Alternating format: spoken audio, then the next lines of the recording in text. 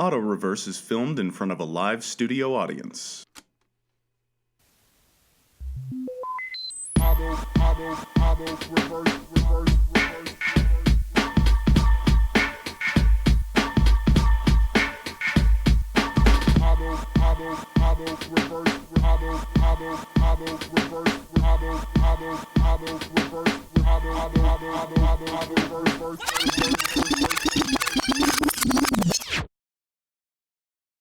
And welcome back to Auto Reverse, the show where we do a deep dive into hip-hop's most influential mixtapes. I'm your host, DJ Ryan Fresh. The mixtape that we're covering today has a special place amongst the hearts of backpack rap fans everywhere, and that would be SOUNDBOMBING Vol.1 from DJ Evil Dee. Evil Dee is a member of Boot Camp Click, a member of the story production team The Beat Miners, and is also 1/3 of Black Moon, a hip-hop group synonymous with the underground sound of the early 90s in addition to Wu-Tang and Mobb Deep and a plethora of other East Coast rappers of that time. SOUNDBOMBING Vol.1 coming out on Rawkus Records was also a milestone as far as hip-hop mixtapes go.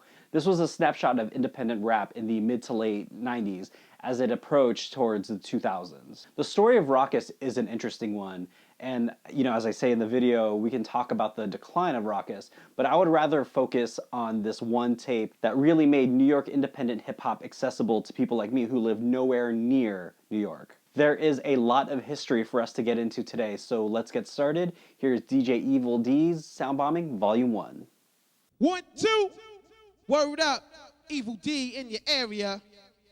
Evil Dee is on the mix, come on, kick it. Word up, rock on. Evil Dee is on the mix, one time. Hey, world, premiere. Hey, world, premiere. Premiere.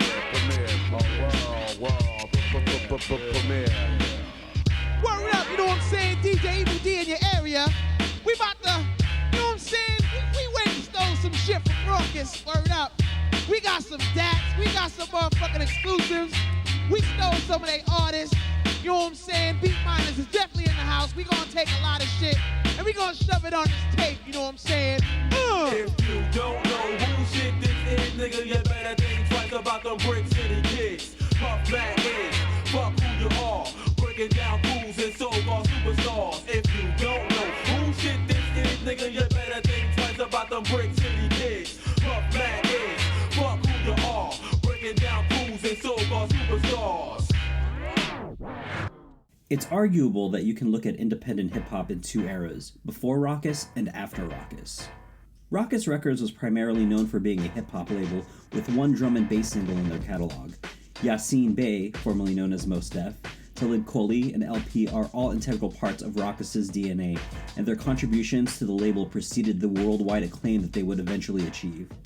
The popularity of Rawkus themselves was the perfect storm. You had about 2 or 3 years of Puffy and the Hitmen, the Trackmasters, and Jermaine Dupri and his So Def team dominating everything. Not just the pop charts, mind you, but we'd be remiss if we didn't mention that this extended all the way to Rap City, The Box, and MTV Jams, outlets that should have been havens for smaller hip-hop acts. Now, this isn't to speak ill of any of the aforementioned producers or any of the rappers associated with them, but they did have a stranglehold on the culture, which is why Rawkus and their roster was the perfect antidote. Rap records from 30 years ago were rappers complaining about the rap records on the radio. We not on the radio. It's always been that. It's sexy. What's more accurate is Kendrick Lamar is killing everybody, and Kendrick Lamar comes from the tradition of Black Star. By and large, Rawkus' roster was made up of East Coast MCs.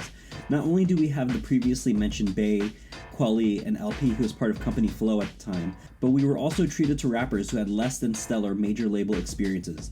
Adolf, Mr. Man of the Bush Babies, and R.A. the Rugged Man among them.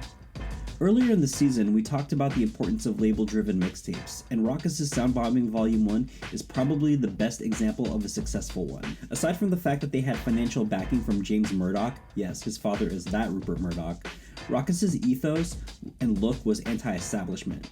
They weren't slick, and the artwork for their 12-inch releases went the spectrum from traditional graffiti pieces to esoteric and bonkers-ass images. If Rockefeller enlisted DJ Clue to host their mixtape, then Rawkus went to storied beatmaker and bootcamp clique and Beatminers member DJ Evil Dee. There's a lot of great songs on this mixtape. A lot.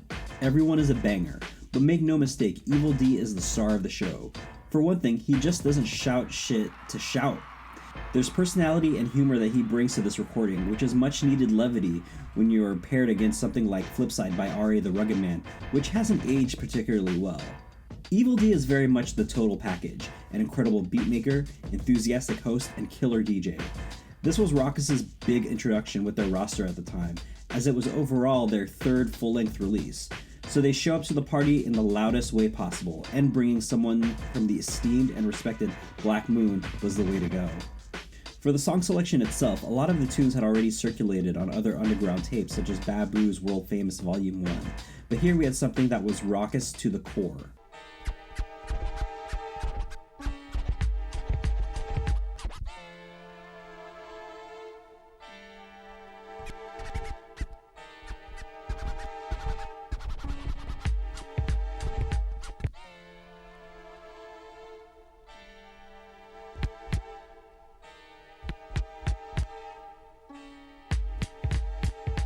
Of me, FU, DGE brains compete with CP3O's intelligence, accompanied by Mike Z, Double OT, Shabam Sadiq, Scam Kweli, and Spinner permanently dead in the negligence. I buy trees all the time, 20s and dimes, you see it in my rhymes frequently. In every other line, there's the reference. The understood preference is that I'm biased. The blacks keep me more highest. Seeds and twigs get minus, dispose them there. Mix up with the 10-piece, divide my share amongst to overrun it. It's a long climb to the summit. On the lazy afternoon, on the boom, oh how I love it. So I does it, but imagine if I wasn't fascinated with the sense and need to stress me, plenty frustrated, ticked off, pissed off, trying to get my off while saving a little money. $20 ain't shit, I'm still hungry. To me, Rawkus was the Def Jam of the 80s, but for the underground movement of the 90s. At the end of the day, everyone went through there, from Big L and Cool G Rap to Mos Def and Pharaoh, Ghostface too. There's so many artists that at some point had something to do with the Rawkus structure. When people refer to the underground hip-hop movement, they say the Rawkus era even if they're talking about a record that wasn't on Rawkus.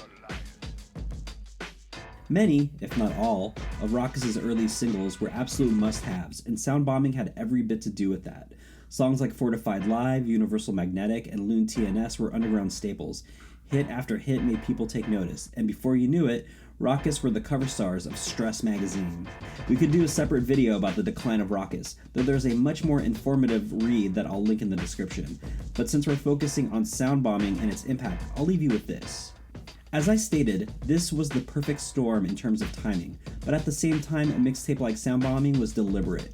You had one of the most well-respected DJs hosting a recording that had the best underground rappers who were putting out the best underground songs. I find it difficult to believe that the term backpack rap would exist without this mixtape, just in terms of the counterculture crowd it ushered in. The tape proved that you can have a home for street guys like R.A. the Rugged Man who could share the space with weirdos like Code Flow. I'm not saying it's never been done before, but surely you cannot deny its cultural impact on the 90s and early 2000s hip-hop. These were the days of Bad Boy, and that kind of 80s pop recycled hip-hop sound was ruling the airwaves.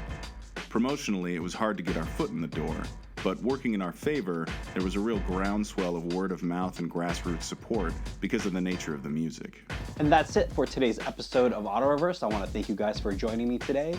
We are wrapping up season 2 of the show. The next episode will be our final one for the season before we take a brief hiatus. If you have any further suggestions on what we should cover for the future season, feel free to leave a comment down below or like and subscribe to the channel if you like everything that you've seen thus far. I've also been updating my social media platforms a lot more recently, so check me out on Twitter, Instagram, and Facebook, right here.